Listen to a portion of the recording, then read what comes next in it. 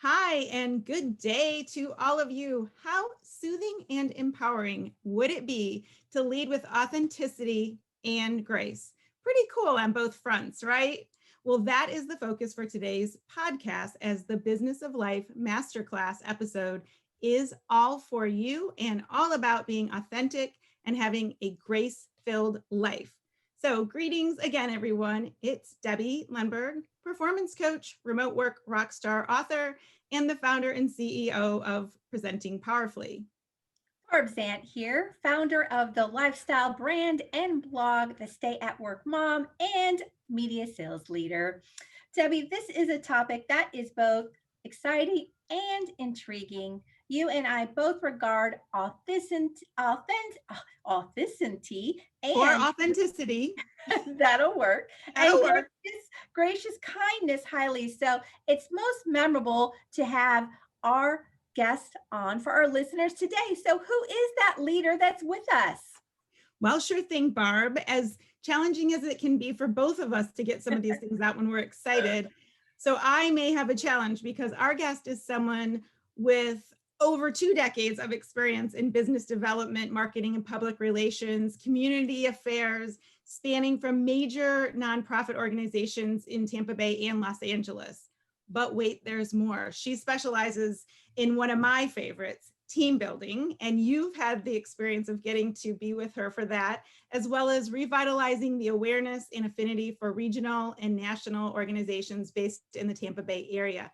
She has a tremendously well-honed focus on strategic innovation in sales, event planning, public and private partnerships, and marketing.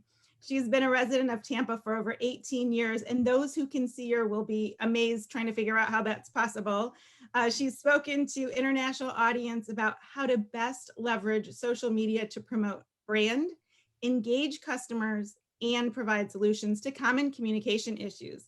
So please, Barb, welcome one of my trusted and valued running partners. So she's out there bright and early, the star of many theatrical stages and the Chief Advancement Officer of the United Way Suncoast, Kari Goetz.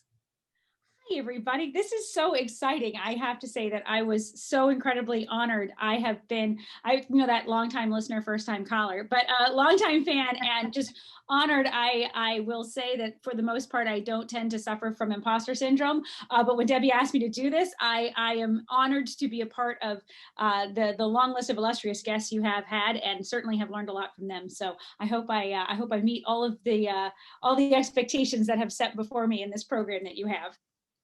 Absolutely. Welcome, Kari, and we have no doubt that you will. We asked you on today because you're pretty much an expert in everything from marketing to community affairs and even communication issues. And you know what? That's really important for our listeners. Who doesn't need help on those communication issues while leading such a gracious and authentic life? We're super excited. Glad you are here. In 10 words or less, what made you want to be on our show specifically today? Like I said before, I've been listening, and I do have the honor of running with Debbie before the sun comes up. And so sometimes I get to hear a little bit of the architecture that goes into this program. And I find this to be incredibly inspiring. Part of authenticity is just accepting the fact that we are all ducks. And no matter how calm and cool and collected somebody looks, we know that there's a lot going on under the water. And so I know this was more than 10 words, but I'm happy to be part of the duck, and I'm happy to show you what happens under the water. Sounds good. Well, quack, quack, Kari. Here we are moving on to the Business of Life Masterclass Podcast 4. As you know, as a thank you for being a listener, these are the 4 questions we ask every one of our honored and honoring us as guests to please answer for the insight and inspiration of our listeners. Are you ready, Kari? I am so ready. Okay, number 1, what time do you get up in the morning? And what is your daily routine to get your day started right? This is an excellent question, and one that I'm going to answer a little non-traditionally because as my running partner, you saw this morning. It's not what time I wake up in the morning. I'm finding it's what time I go to bed the night before. This is becoming more and more important to me, and something that I have really taken a focus on as our lives sort of became less scheduled with the pandemic.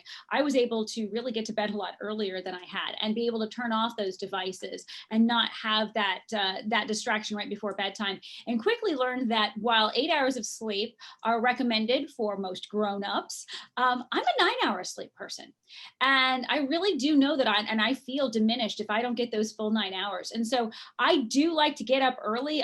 Like Debbie and I do run before the sun comes up. And so that can be as early as 4:45 in the morning, some mornings. But really the latest that I find myself sleeping into is probably about 7. But the average day is between 4:45 and 6, I would say. I do have to get my sweat on. So if I'm not running, I'm on a Peloton, or I'm doing yoga, or I'm walking the dogs around the block. It gets to get my body engaged, gets my brain engaged.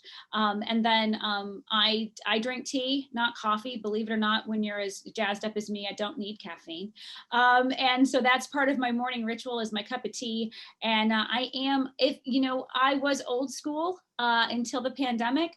I have just recently had to move to an electronic paper. I actually liked touching a paper in the morning, but now I do find myself going through my electronic newspaper that I read in the morning while I drink my tea. And then I wake up my son and get him ready for his day. So that's all mommy time up until probably about 7 o'clock, when I then get him up.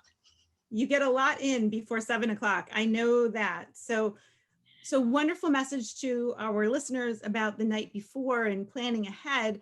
So Kari, number 2, other than that evening to morning routine, we'll call it, what is something that you believe if other people would do, it would set them up for success? A lot of times Barb calls this that extra oomph and special sauce. So what do you have for our listeners and for us? I have a really cool thing, and I'm gonna hold up the book where I got this, because this is not me. So I will not. One of the things if you're gonna live off authentically, you don't lie. So this is where I got this from. So Neil Pastrika wrote a book called "You Are Awesome," and you are awesome. But he does an exercise every morning, and I do it before I sign on to my computer. So I do it when I'm at my desk. This is a get your head into the game for work, and I write out 3 things in I brought my little journal here. So for those of you listening, I'm holding up a little journal. And every day I write, I am grateful for, I will focus on, I will let go of. And we all know that gratitude journals work, but it's that idea, well, if one works, maybe 3 other things will also work even better. I am grateful for something each day.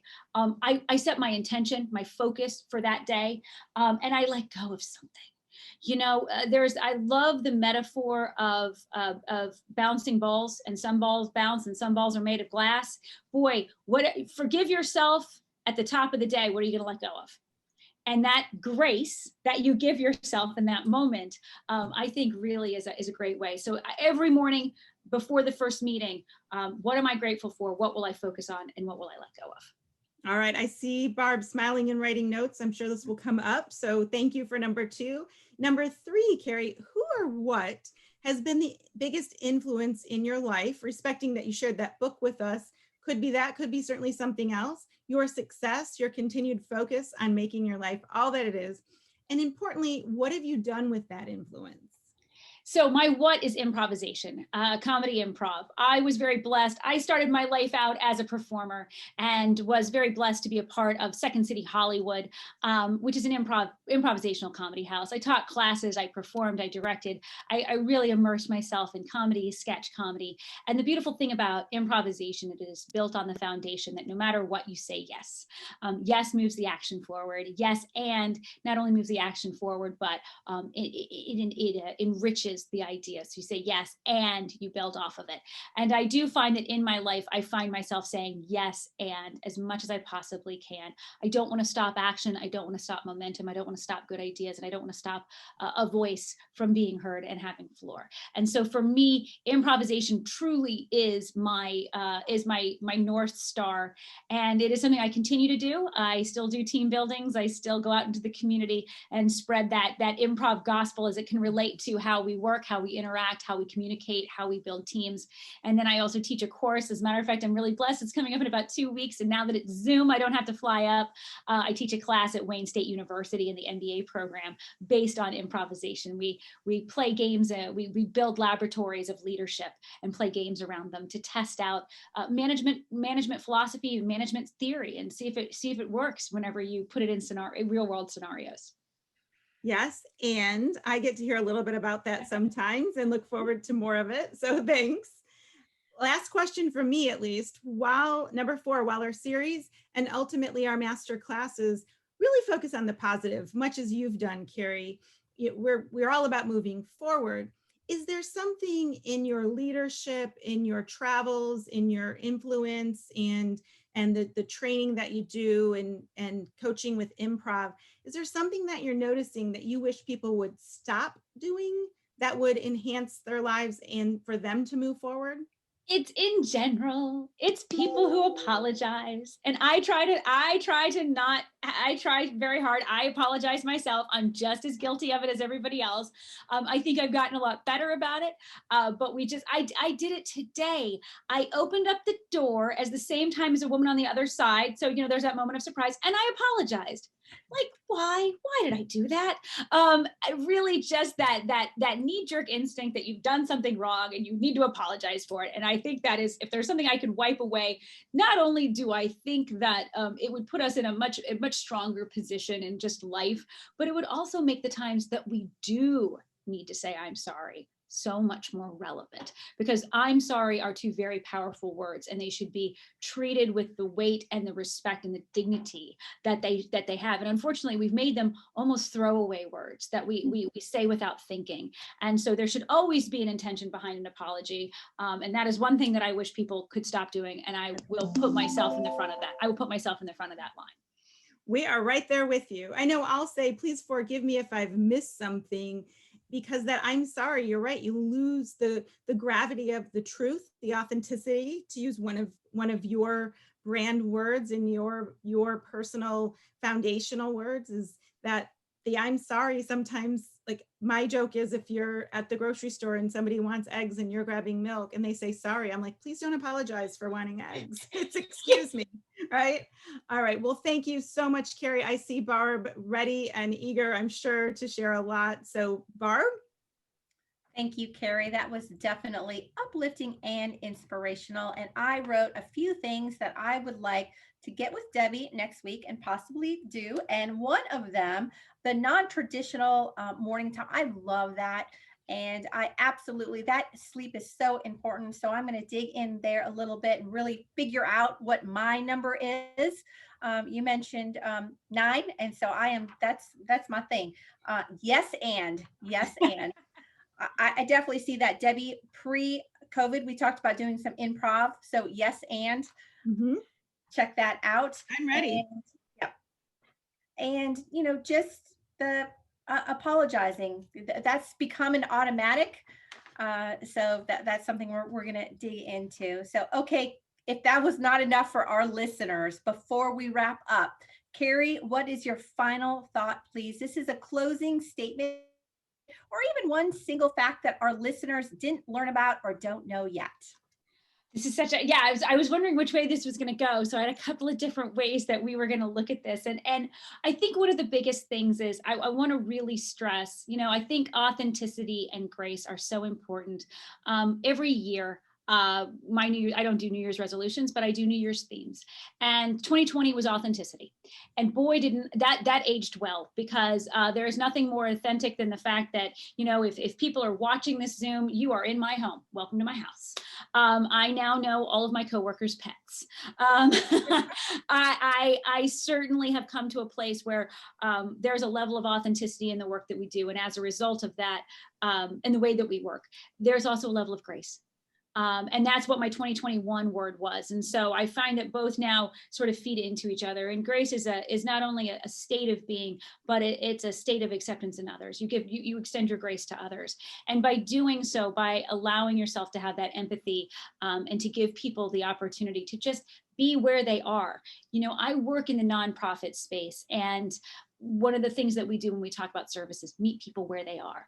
And that's grace. Grace is meeting people where they are. So that's what I always encourage people, no matter what, in the interactions that you have, ask yourself ahead of time, where are they? How can I meet them there? And how can I show them grace so that we can find the common ground to do whatever it is that I was tasked to do, the universe wants us to accomplish together. So that's my final. Leave you all with some grace.